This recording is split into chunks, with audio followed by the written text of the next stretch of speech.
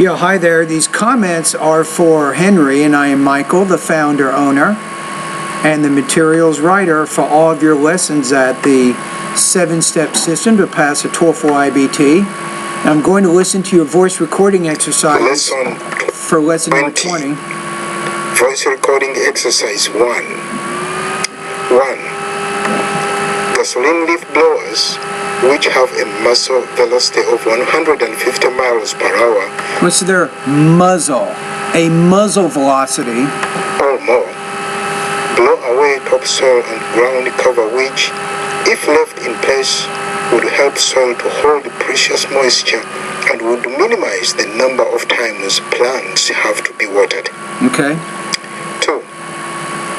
If the wire is bent into a coil called a solenoid, the magnetic fields of the individual loops combine to produce a strong field through the core of the coil.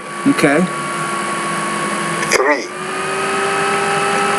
Another relationship between electricity and magnetism is that a regularly changing electric current. So we're a regularly changing electric current In a conductor will create and conductor, not conductor, but conductor. a changing magnetic field in the space about the conductor, which Again, conductor. in turn gives rise to a changing electrical field. Electrical field. 4. In this way, regularly oscillating electric and magnetic fields can generate each other. These fields can be visualized as a single wave that is propagating through space. Okay. 5.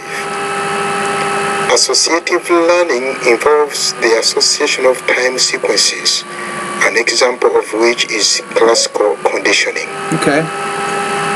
All right, let's go. Lesson 20. Voice recording exercise 2. Technology has been around much longer than science. In ancient times, people brought about chemical changes without knowing the scientific principles involved. For example, they used the fire to cook, bake, and melt ores to produce metals. Okay. They also used fermentation to make beer and used plants to produce dyes and medicines. You say beer, to make beer. Okay, let's do this paragraph one more time. Lesson 20. Okay, so you ready? Let's start with technology. Technology has been around much longer than science. In ancient times, people thought about chemical changes without knowing the scientific principles involved. For example, they used fire to cook, bake, and melt ores to produce metals. They also used fermentation to make beer and used plants to produce dyes and medicines. All right, we're good. Now, one other thing. I want you to start sending me some responses to those speaking tasks, and that's going to help me understand a little bit more about your grammar, your vocabulary, and how you organize and develop ideas.